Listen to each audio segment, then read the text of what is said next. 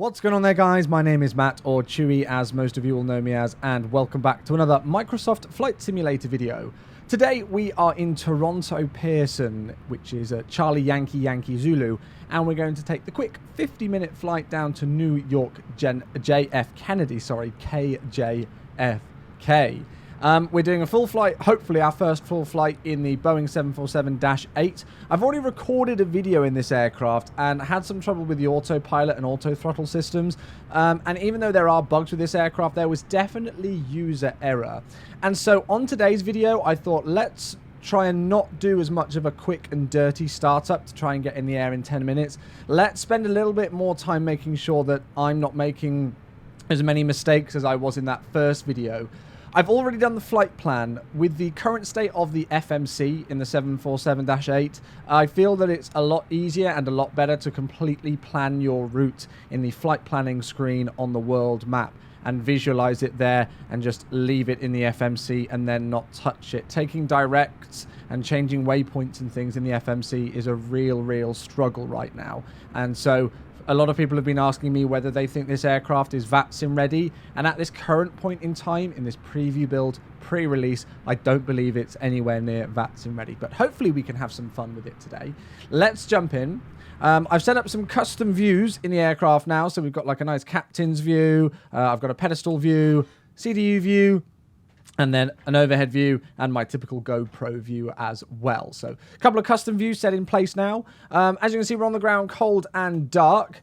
And so we'll go and get some power rocking and rolling to this aircraft. So the first thing that we need to do is open the battery switch, turn on the button, close the guard, and then switch the external power on. And hopefully the screens will come to life, which they do. Great. Let's go back over to that overhead view now, and I'm going to do a flow, the way that British Airways do it, which is kind of how I base my operations when I'm flying the 747, is we'll start in the top left-hand corner, and we'll do 3 kind of flows all the way down each panel. So starting in the top left, the IRSs are in the align position. You can't move those. They stay where they are. I'll put the standby power to auto, and the APU's in the off position. External power, as we've already established, is now on, and the hydraulics are inoperative. They would, in normal circumstances, all be in the off position here, but we can't touch those. So that's that panel done. I guess the only thing that I could do as well is to go and turn some lighting up a little bit, just to get a little bit more brightness in here. Why not, eh? Why not? There we go. That might be a little bit too bright, but hopefully it's okay.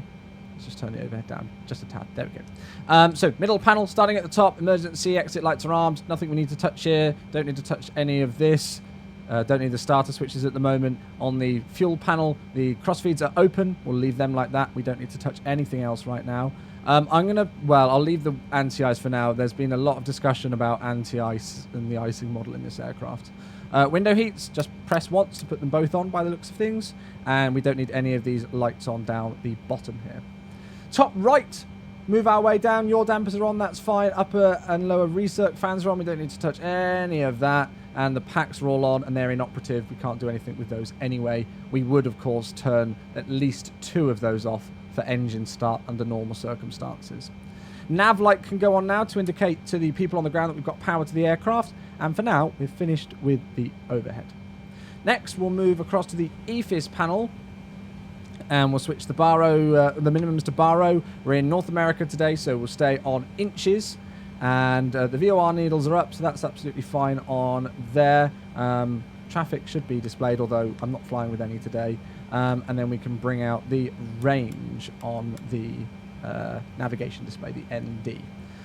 Moving across here, auto throttle's in the arm position. I've not touched any of the MCP so far, and I'm happy with where it is, so we'll leave that as is. We've got MDA over there, baro mins, blah, blah, blah. All's the same on the right-hand side of the EFIS, so that's perfect. We can come down to the CDUs now, and we'll just leave those in position. Sorry about the moving. I'm just going to very quickly change a setting with my camera. Let me go into the camera view. I'm just going to toggle the free look and then fixed look, and hopefully that should fix the random moving around when I'm moving my mouse, hopefully. So we'll leave the CDUs where they are. That's on the fuel page. That's fine. Nothing we need to do on the throttle quadrant, so that's fine as well. I guess I could put 122.8 in for Unicom on VATSIM, even though we're not flying on a network today. We would make sure that we've got the VHF left audio and everything selected there if we were using radios today, which I've decided that we aren't. Seatbelt signs are in the auto position. They're inoperative, as you can see, and we would change the squawk here. Let's put it to 2000, say, and leave that as is. And then I'm happy with the pedestal. Good. Okay, so that's a nice initial setup of the aircraft. The next thing that I think is a good thing to look at today is weight and balance today, so fuel and everything. And I'm honestly, well, I mean, what I think I might do is I'm going to take... let's have a look. So main tank, I'd quite like to even them all out if possible. Oh, actually, no, it's okay because we've not got anything in the center wing tanks. Let's just leave them how they are for now. Let's leave it as is. We've got more than enough fuel by quite a margin here to get us on this 50-minute flight. 50% of the total fuel level. However, if we look down the bottom, max takeoff weight, we're way below max takeoff weight, so we shouldn't have any trouble today in terms of performance. So we'll leave the aircraft where it is and keep it, as I like to say, anti-faff. Okay, weather today at Toronto. On my other monitor, I've got the weather details up. The METAR today reports nice calm winds, 300 degrees at 2 knots, 15 statute miles visibility with broken clouds at 22,000 feet. The temperature is 13 degrees centigrade with a dew point of 11, and the altimeter today is 3012. So I'm going to set that into here, 3012, like so, and that will be set on the right-hand side as well. I'm not too sure what that is in hectopascals, and on the standby altimeter, I think it just shows hectopascals, not inches, so we'll leave that in standard and keep it as is. Great, so there we are. That is that nicely in place. Let's get into the CDU then. POS in it is where we're going to start today, and of course, as I've already mentioned, Charlie Yankee Yankee Zulu is the ICAO code for Toronto. We'll grab the GPS position and set it to the IRS position, and keep that all updated. Routing's already done for us today, so we're going to be routing out on runway 24 right this afternoon, and we are using the Kepler 2 departure. Now, in real life, the way that this departure would work from 24 right is you would depart out on runway heading, which is 237 degrees, until 1,000 feet, where you'd make a slight right turn to 235 degrees, and then basically ATC would vector you onto the first waypoint of Saveur. I don't think this aircraft has quite got that in, so it's just going to take us direct to Saveur and then en route, which is Sekit and then Rikem, and then it should be Kepler after that, which it is indeed. So that is great. For some reason, it's got us at flight level 70 for this flight today, which I definitely don't want to do. So we'll go and have a look and see if we can change that in the VNAV page to see if we can change that. Yeah, cruise flight level. No, we do not want it that low. Let's see if we can go flight level 190. And see if that changes things. There we go. That's better. Nice. Flight level 190 will hopefully do the job for us. Great. Okay. We've already got the arrival in as well for New York JFK today. And I'll go and check that. We're doing the Pauling 2 arrival today. And according to the ATIS for JFK, the approach in use this morning is the ILS runway 31 right. The weather 170 degrees 3 knots, 10 statute miles viz, broken clouds at 25,000, a temperature of 21 with a dew point of 18, and the altimeter setting 3007 today. So we've got the Qatar transition for that ILS 31 right. Let's make sure everything's set up nicely for that though. So what we'll do is we'll switch on the EFIS panel to the plan mode. And then we'll have a look at our navigation display here, and we'll simply step through all of the waypoints just to make sure that there's no awkward discontinuities and that everything looks in place, which so far it looks all right. I just hope the aircraft actually follows it. There's Deer Park and then Catod and then on to the approach. Okay, right. Well, let's hope that that works today and that our LNAV is in good order, but that all looks correct, so I'm happy with that. All right, then. Okay, we'll move that back off the plan page now. The next thing to do is to work out what we're going to pop into the MCP. So runway heading today, I'm just having a look at the charts. Runway heading today for 24 right is 237. So we'll scroll to the left all the way around to 237 degrees. And the initial climb on the Kepler 2 departure is 5,000. It says on the chart, unless otherwise assigned by ATC, maintain 5,000. So we'll put 5,000 into our MCP up here, if I can scroll to it. Come on. I'll do it a little bit slower, make sure that we don't skip the numbers. There we go. And then we need to go and work out performance now for our last thing. So we'll go back to the init.ref page, and we'll go to perf. And I'm going to leave all of this as is. I'm going to put our cost index to 0, although it doesn't seem to work today. And we'll leave all of that is. I wonder if transition altitude works. Yeah, transition altitude works. Nice, that's good. So that's our perf init. It's relatively basic in this aircraft, as you would expect. So nothing we really need to change there. Thrust limits page. I don't know if I trust this aircraft's performance, so I think going flap 20 and full takeoff should be the safer option. We'll go with climb 2 today and see if that actually makes a difference to our climb performance. And then we'll go to the takeoff page and we'll select 20 into there. Oh, actually, that wasn't flap 20. That was selected temperature of 20 degrees centigrade. My mistake. Now we'll select flap 20 into there. Engine out acceleration height. Let's go 1,500 and play it safe, which is... Oh, okay, it doesn't seem to want to let me change that. That's fine. We'll leave it as is and see. That's probably why the aircraft just instantly goes crazy with the speed as soon as we rotate almost. Thrust reduction is 1,500, and then we've got a V1 of 136, rotate at 137, and a V2 of 142 today. And I'm not too sure what our CG is, so we'll just leave it there. It doesn't autofill. Right, so we know our V2 speed now, so we'll go and enter that into the MCP 142. If I can find it again. Come on. There we go. And now's a great time to pop on our flight directors. We'll arm LNAV and VNAV, and the flight director on the right-hand side is on, and we'll move the auto brake to the RTO position.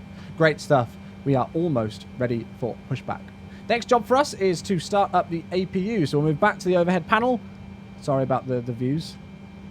Come on. There we go. Back to the overhead panel, and we'll select the APU to the start position, and that will begin to spool up, which hopefully shouldn't take too long.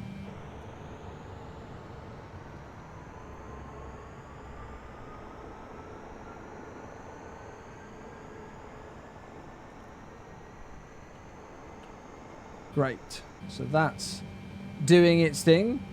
And once that's available to us, we'll see APU Gen 1 and 2 reading avail on here, obviously standing for available. There we go. So avail on number 1 and on number 2, and that will switch our generators now away from the external power and onto the gens. Now, I found out since recording my keto video that there is a way to remove the external power before pushback, but you have to do it via the inbuilt ATC, which is not something that I really want to do. I'll be totally honest with you. So I'm going to leave it as is. Let's go and get ready for pushback then. So moving across the panels again, usually we would disconnect the external power. In the 747-400 with this current configuration, you would put number 4 of the hydraulic systems to auxiliary, and then auto, and auxiliary over there. We're not going to be doing any of that. We'll pop all of the fuel pumps on the bottom here. I'm not too sure whether we'll get a fuel tank to engine message if our fuel configuration isn't correct, but we'll pop them all in and hope that that's correct. And then we're about to move the aircraft now, so the beacon light can go on, and that's everything set on there. If we were flying on VATSIM or something right now, I'd probably want to squawk mode Charlie, if I'm able to do so. Yeah, I can put it to XPNDR. Perfect. So that's exactly what we would do in the aircraft. Right, let's go and call 2020 version of Gary. For those of you who watch my live streams, you'll know who Gary is. And we'll request pushback. So he's moving into place. We're just going to do a straight pushback today. And I'm not too sure what's going on with my spoilers there to be in that position. What we'll do is we'll start up engines and then I'll go and have a look and see. Ah, no, there we go. Has that fixed it? That's better. Sorry, I had my my spoiler lever on my throttle quadrant in the wrong position. So that explains that. Taxi-wise, I've not explained that, but it's super duper simple. We'll push back and we'll swing the nose round to the right, and then we're going to taxi out here, which I believe is Delta taxiway, all the way around to the threshold of 24 right, which is just up here where I'm circling with the mouse now. Right, I haven't released my parking brake, and the pushback's already occurring, so let's release the parking brake, and I'm going to wait until after pushback to start engines, just to play it safe.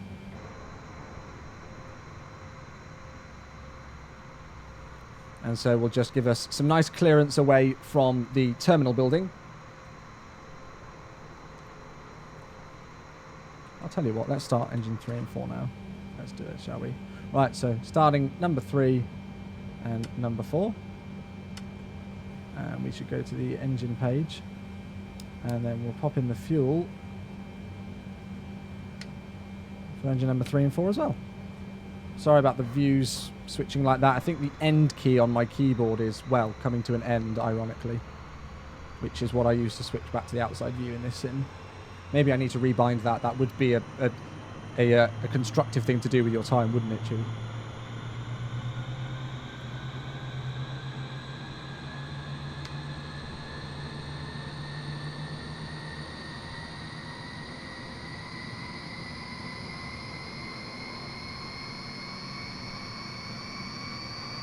Okay, we'll stop the pushback here, I think.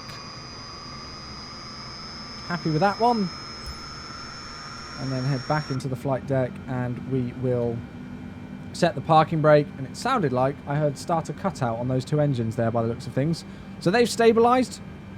In the 747-400 at least, the way that you could tell if you've got 2 good engine starts is on the EGT display here on the upper ICAS. There would be some red lines that would disappear. And that's when, in terms of British Airways anyway, that's when you would know that you would be ready to start engine 1 and 2. We'll start them of our own accord. Get the fuel in straight away. So a lot of 747s, and I think all 747-8s have a system called Auto Start, which means that you can select the fuel starter switches on the overhead panel and then put the starter cutoff switches on the throttle quadrant. You can move them up straight away.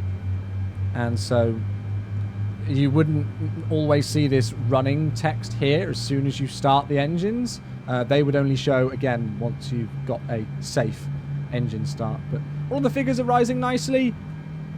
Obviously, the temperatures and everything that we're aiming for are exactly the same on the left-hand side as the right-hand side, so we'll be able to distinguish whether we've got 2 good engine starts on 1 and 2, looking at these other figures that we've got for engines 3 and 4.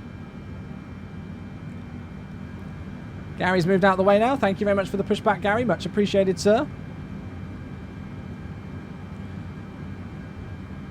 Okay. Now, I don't know whether we heard starter cutout, but everything looks nice and stable there. So I'm happy that we've got 4 good engine starts. Let's move to the overhead panel. And now we'll switch the APU off. And there we go. The generators disappear and the external power's moved out of the way, so that's nice for us. And we'll move all the way across the middle here.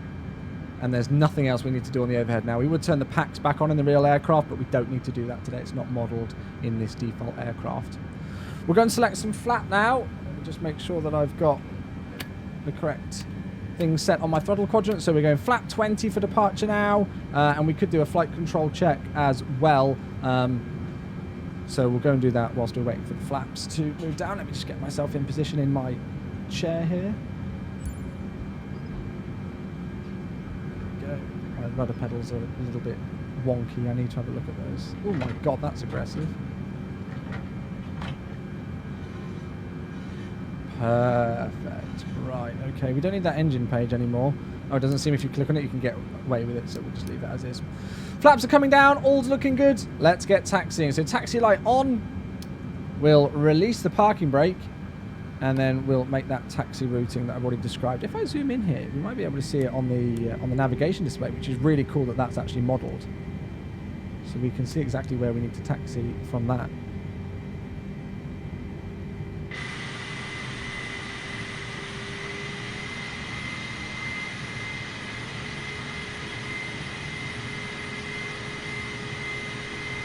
Great stuff, great stuff. So, yeah, I mean, it's going to be very interesting to see what happens with this flight. The Quito video, I wasn't all too happy with. I guess I kind of rushed it because I was excited to show you guys the aircraft. And I just thought it was a bit of fun, a bit of a silly video, you know, doing a circuit at Quito.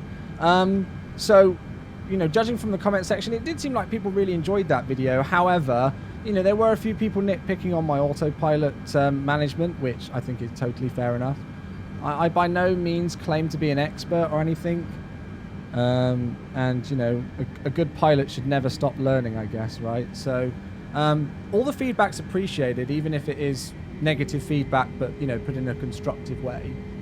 And so I hope today's video, you know, pleases those people and shows you guys the level of depth that you can kind of go into when flying this aircraft. You know, I previously stated at the start of this video that I don't feel that this aircraft is VATSIM ready yet. But we'll see in time. We'll see in time whether it becomes so. Resetting the radio means we won't do anything. I could put the weather radar on, but I'm not too sure how sensitive the weather radar is in this thing. We'll turn it on anyway, and just see. And then we'll continue our taxi all the way down. So if we were a passenger aircraft, we'd obviously be waiting for the cabin to let us know that everybody was secure and ready for departure. And air traffic control would be telling us what taxiways to go on. But we're flying offline and on our own today. Still looks busy on the ground though. Right, let's do this thing. So throttles forward to about 50% or so, I think it's going to select. And then I should be able to press the toga button. Hey, there we go. Now, there's nothing enunciated on the PFD at the moment. However, the throttles are advancing.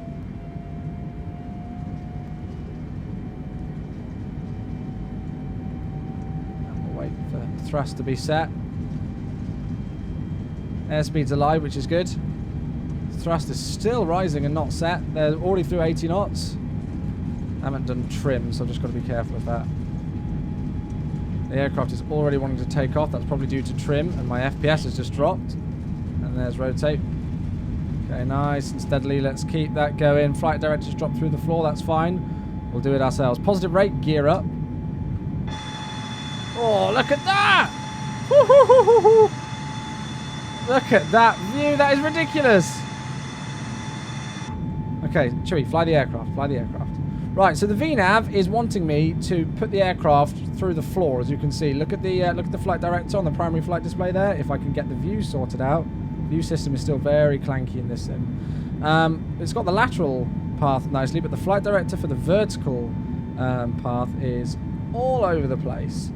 And so I think what we'll do is we'll do what we did last time, where we'll go vertical speed mode, and we'll try and bring it down a tad, so that we can now accelerate the aircraft, and let's see what happens if I put in the autopilot. So we'll engage autopilot, command left in this case.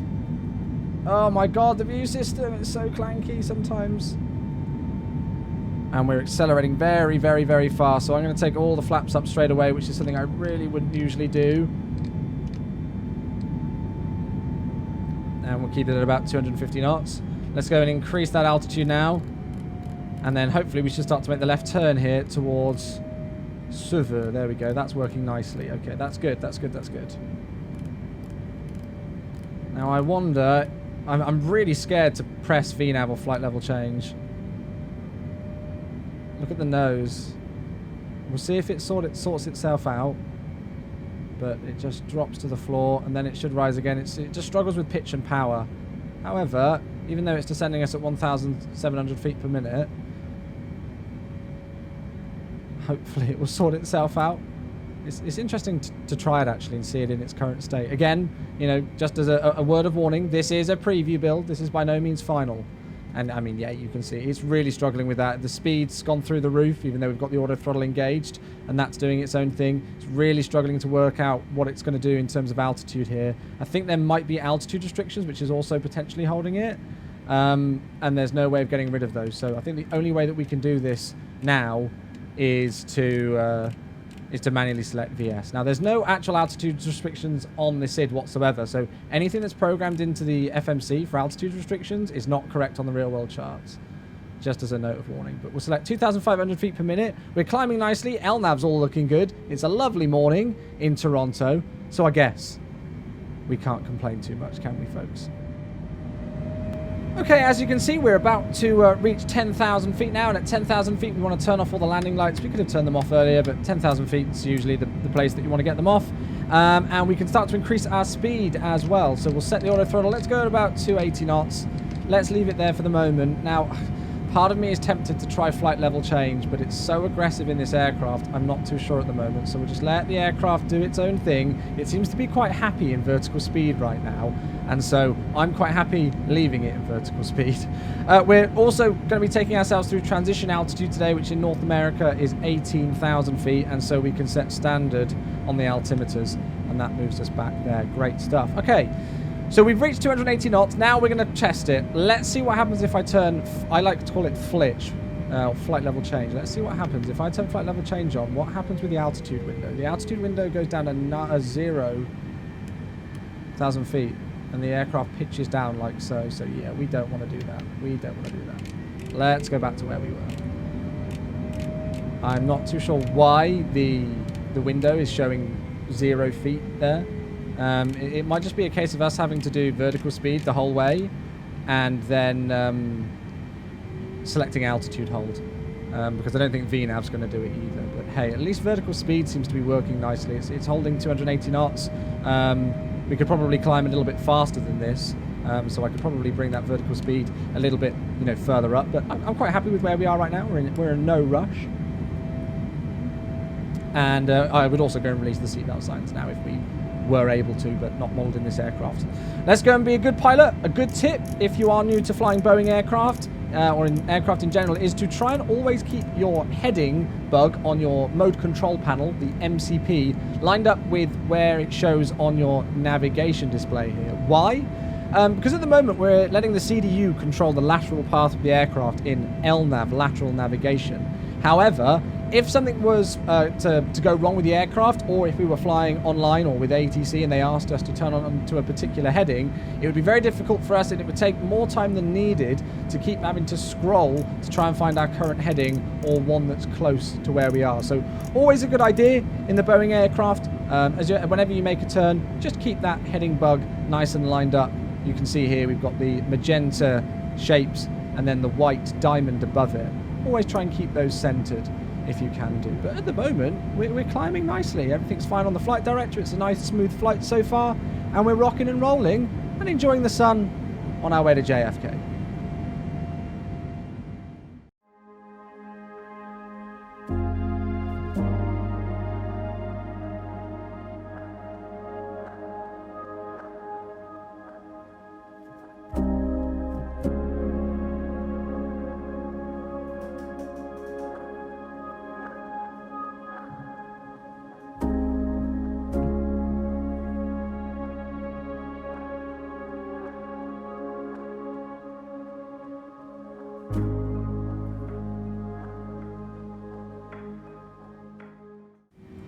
So we've reached top of climb now, and we're cruising at 19,000 feet today. No idea if that's an accurate flight level for this flight, but it's the flight level I've chosen, so we're going to stick with it.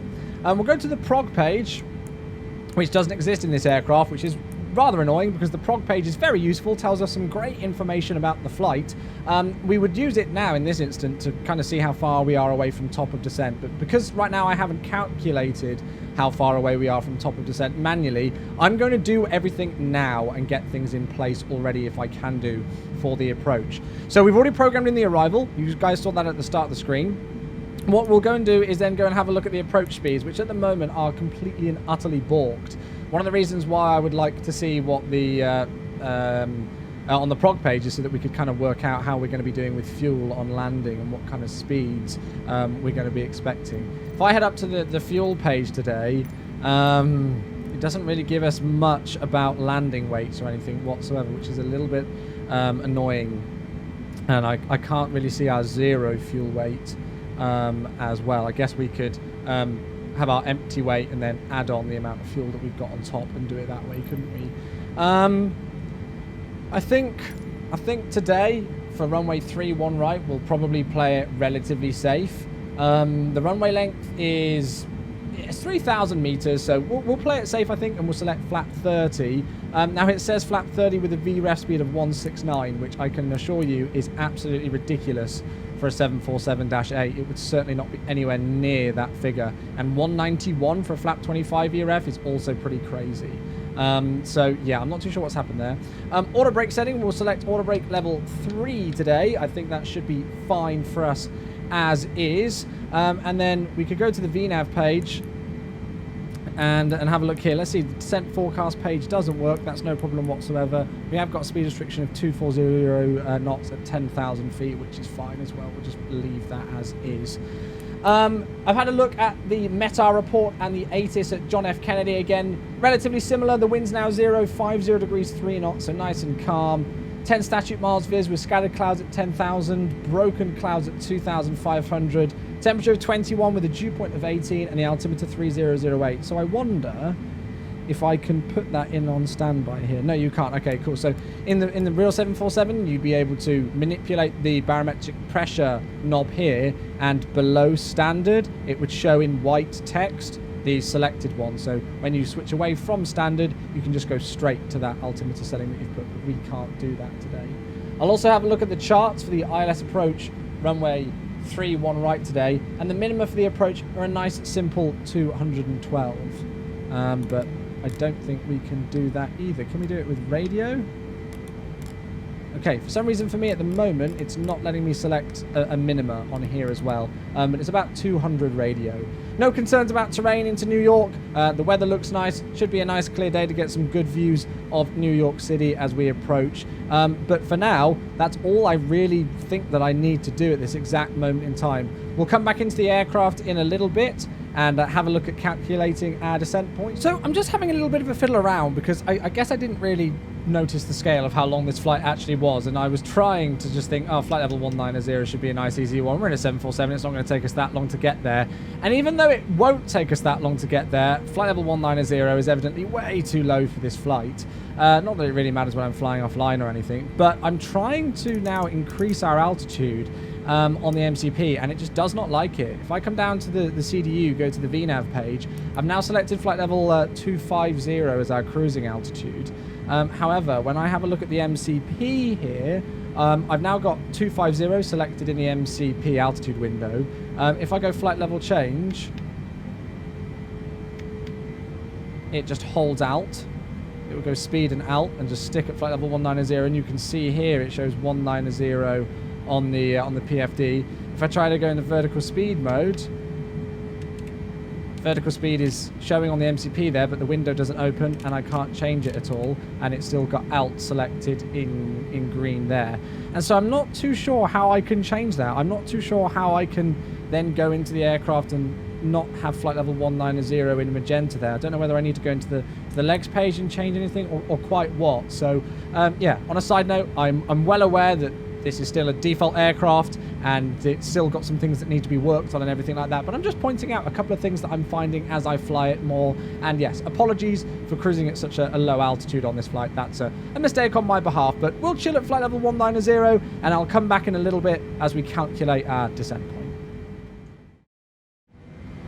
Alright then folks, back we are with not too far to go now really before top of descent. As you can see, I've put the speed window all the way up just to get us there that little bit cruiser. So we're currently, well, it's only Mach decimal 70, but on the indicated airspeed it shows 350 knots there again because of our low cruising altitude today. Now having a look at the charts for the Pauling 2 arrival, there's a couple of restrictions, but they are expect to cross restrictions. The first one at Peter, where it says expect to cross below 17,000 feet. And then after that it says Loves, where we need to expect 6,000 feet, sorry. So because this aircraft doesn't have an automatic top of descent calculator, there's really only one way that I've discovered at the moment that we can do it. I'm personally going to ignore the Peter expect to cross below 17,000 job. I'm not too worried about that, but I think we will go for the Loves at 6,000 just to play it safe to make sure that we're good to go. So we're currently at 19,000 feet and our goal is to reach Loves at 6,000 feet. So the difference between those two, according to Chewy Maths, is 13,000 feet. And so the easy way of being able to then work out whereabouts we want to descend is to times that altitude of 13,000 by 3, which today gives us 39. So I'm going to add another mile or so on top of that for about 40 nautical miles. I'm not too worried if we don't hit exactly 6,000 feet at Loves, but that's a good aiming point for us. So when we're about 40 nautical miles away from Loves, that's when we're going to want to start our descent today. The only problem that we've really got is that on the legs page, I'm really not seeing much help in terms of how far away we are from waypoints or anything. That might be me not being able to see things correctly, an error on my behalf, but right now I can't really see it. So what I'm having to go off is the range rings here on the navigation display. So there's the waypoint Loves, and our range at the moment is 160 nautical miles. So if I'm not mistaken, this ring here towards the waypoint Athos should be about 80 miles away from us at the moment. So that gives us kind of a good idea on where we are. So Loves is about, I don't know, 110 nautical miles away. So we've still got a little bit to go. We've got about 70 miles before our top of descent point. I will slow the aircraft down so that we're not descending at 350 knots. We'll probably go back to a nice steady 280 knots for our speed in descent. And again, most likely using vertical speed mode and just kind of eyeballing it. I'm hoping that the autopilot allows us to descend after the issues that I explained previously in terms of trying to change that cruising altitude. But yeah, I'll leave you with some nice more views of the sim now, and I'll initiate our descent, and then I'll come back once we've started our descent towards that waypoint of Loves.